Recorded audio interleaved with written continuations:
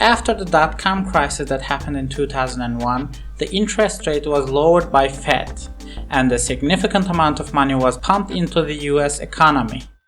This atmosphere enabled families to buy their own houses using mortgage. The banks started distributing loans so easily that house prices gradually went crazy because of the money abundance. The interest rates were so low that even homeowners bought a second house as an investment. Banks started making deals with hedge funds in case of unpaid credits. These hedge funds acted like a kind of an insurance company, sharing a part of the risk. As the banks transferred the risk to other companies, they provided more loans to American citizens.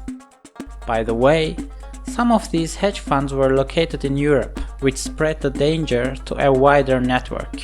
The needle to explode the housing balloon began showing up in 2005.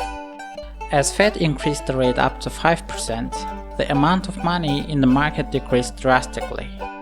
Houses that had been able to be sold for excessive price suddenly lost their value.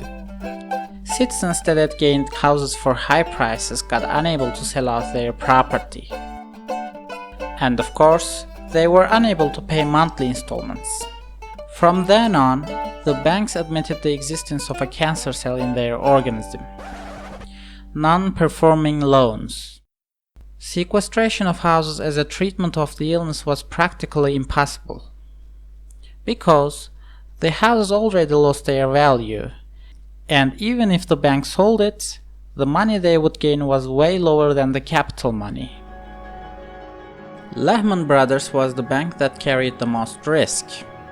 This long-established bank went bankrupt in 2008. It was the economic aid packages that prevented bankruptcy of a few more banks.